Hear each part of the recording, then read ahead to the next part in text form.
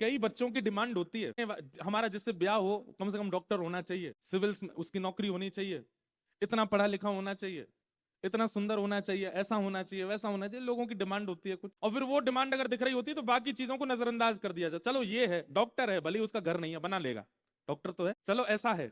बाकी की चीजें नजरअंदाज की जाती हैं। अगर आप वैष्णव हो तो आपके होने वाले संबंधी, आपके होने वाले जो, उसमें एक वैष्णव लक्षण तो होना चाहिए। ये पूछिए उससे, अगर वैष्णव लक्षणों से विमुक्त है तो चाहे कितना भी श्रेष्ठ क्यों ना हो, आप विवाह नहीं करो। संबंध भी उसी से करना है जो कृष्ण कृष्ण प्रेमी हो। विलंब होगा, समय लगेगा, लेकिन कम से कम भक्ति भाव तो बना रहेगा। और इसके बाद भी ना मिले तो फिर वही हमने एक दिन कथा में बताया था ना, ठाकुर जी प्रतिकूल व्यक्ति तब देते हैं मानो उसके अधिकार का प्रेम भी ठाकुर जी चाहते हैं, इसलिए प्रतिकूल व्यक्ति दे देते हैं। पर फिर भी प्रयास करो वैष्णव ही हो। देखिए वैष्णव से विवाह करने में, वैष्णव के संग करने में, और केवल विवाह की बात नहीं है, मित्रता भी वैष्णव से ही करो।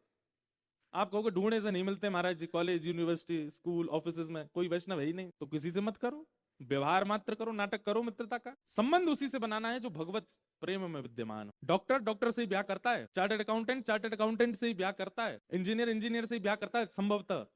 वैष्णव कहीं भी कर लेता है, ऐसा क्यों? वो भी वैष्णव से ही करे, वैष्णव से ही मित्रता, वैष्णव से ही विवाह, वैष्णव से ही सारे संबंध।